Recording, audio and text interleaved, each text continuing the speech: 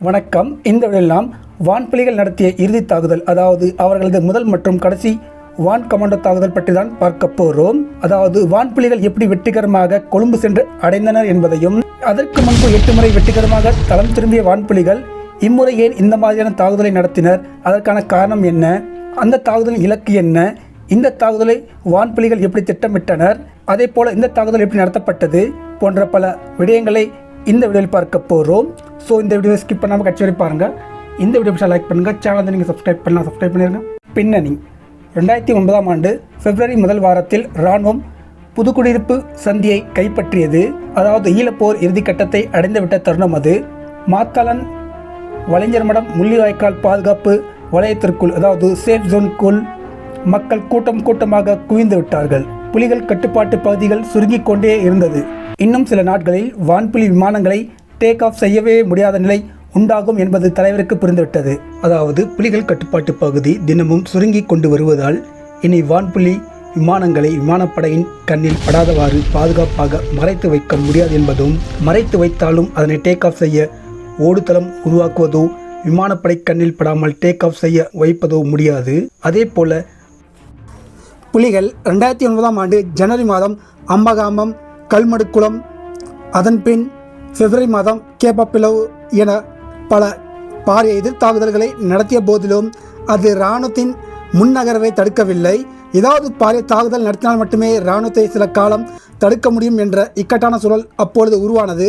இவ்வாறான நெருக்கடியான நேரங்களில் புலிகளின் வெளிக்கல புலனாய்வுத்துறை ஏற்கனவே திட்டமிட்டு சிறந்த நேரத்திற்காக தியாராக காத்திருக்கும் தாக்குதல் திட்டத்தை கொழும்பில் நடத்தி இராணுவத்துக்கு அதிர்ச்சி அளிப்பார்கள்.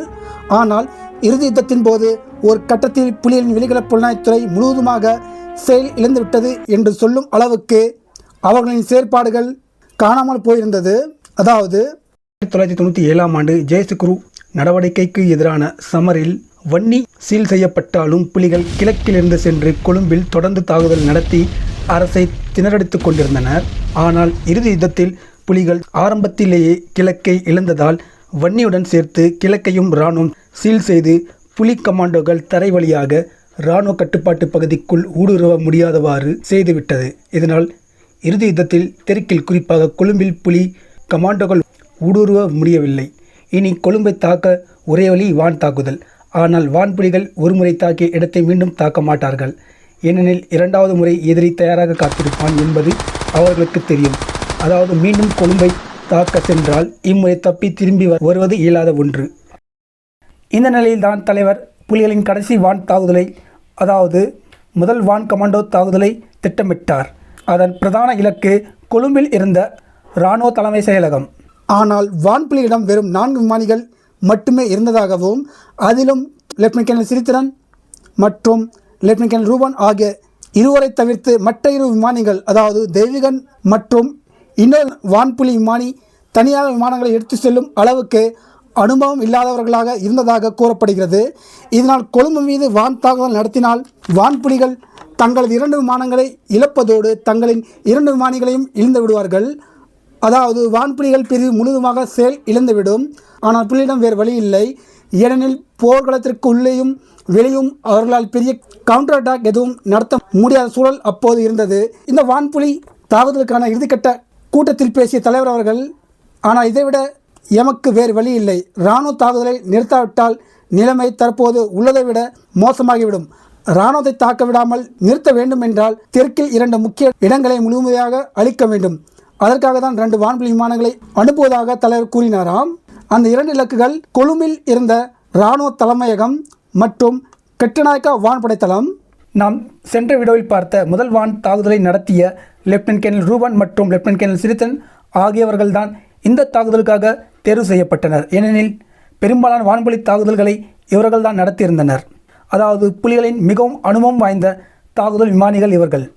தாக்குதல் 2009ஆம் ஆண்டு பிப்ரவரி மாதம் 20ஆம் தேதி காலை 11 மணி அளவில் 2 வான்புலி கமாண்டோக்களும் தலைவரை அவரது முகாமில் சந்தித்தனர். அன்று மதியம் தலைவருடனே அவர்கள் மதிய உணவை சாப்பிட்டுவிட்டு வான்புலி முகாம்களுக்கு புறப்பட்டு சென்றனர். மாலை 5 மணி அளவில் மாத்தளன் போக்கனைக்கும் இடைப்பட்ட நீரெறியோரமாக 2 வான்புலி விமானங்களும் நிறுத்தப்பட்டது. பொதுவாக அதுவரை இரகசியமாக வைக்கப்பட்ட வான்புலி விமானங்களை முதன்முறையாக புலிகள் வெட்டவெளியில் மக்கள் பார்க்கும் விதமாக நிறுத்தி வைத்திருந்தனர்.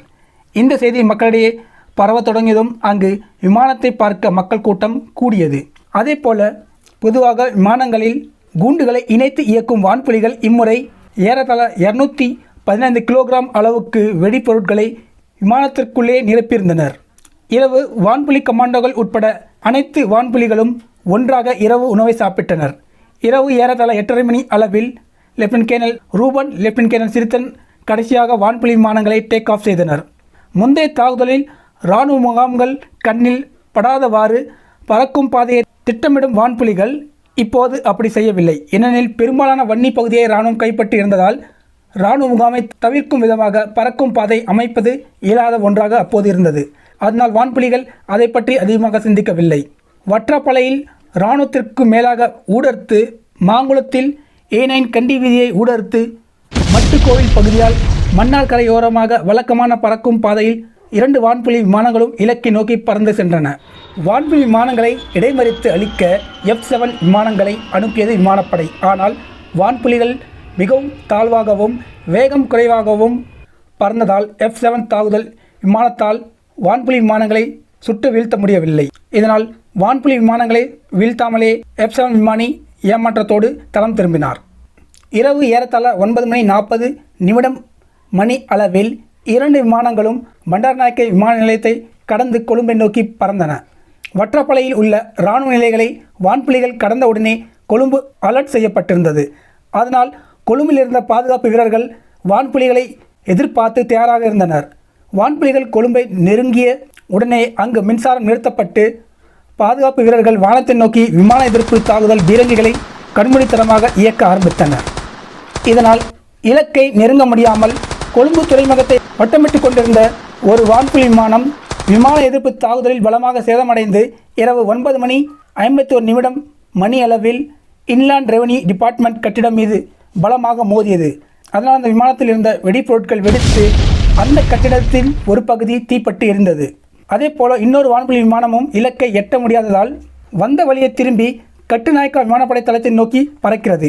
ஆனால் கட்டுநாயக்கா விமானப்படை தளத்தை சென்று அடைவதற்கு முன்பே விமான எதிர்ப்பு தாக்குதலில் சிக்கி 9:59 மணி அளவில் அது வீழ்த்தப்பட்டது. வான்புலிகள் கொழும்பை தாக்குவார்கள் என்ற விடயம் விமானப்படைக்கு நன்றாக தெரிந்தும் அவர்கள் வான்புலிகளை எதிர்பார்த்து அவர்களை வீழ்த்த தயாராக இருந்த நிலையில் வான்புலி விமானங்கள் வெற்றிகரமாக கொழும்பை அடைந்து வரலாறு படைத்திருந்தனர். இந்த தாக்குதலுக்கு பின் வான்புலிகளின் வரலாறு முடிவடைந்து பல வான்புலி வீரர்கள் ஈழத்தை விட்டு வெளிநாடுகளுக்கு தப்பி சென்று விட்டதாக கூறப்படுகிறது. ஆனாலும் 2 மாதம் கழிச்சும், அதாவது மே மாதம் வரை கூட வான்புலிகள் தங்களை தாக்குவார்கள் என்று பயந்து கொழும்பில் இருந்த பல முக்கிய அரசியல்வாதிகள், இராணுவ அதிகாரிகள் வெளிநாடுகளுக்கு சென்று மறைந்திருந்ததாக அப்போது அமைச்சராக இருந்த ஒருவர் 2018ஆம் ஆண்டு இந்த விஷயத்தை கூறி பெரிய சலசலப்பை உண்டாக்கியிருந்தார். இந்த வீடியோ உங்களுக்கு பிடிச்சிருக்கணும். இந்த வீடியோ பிடிச்சிருந்தா லைக் பண்ணுங்கள், சேனலை நீங்கள் சப்ஸ்கிரைப் பண்ணிடுங்க. நன்றி.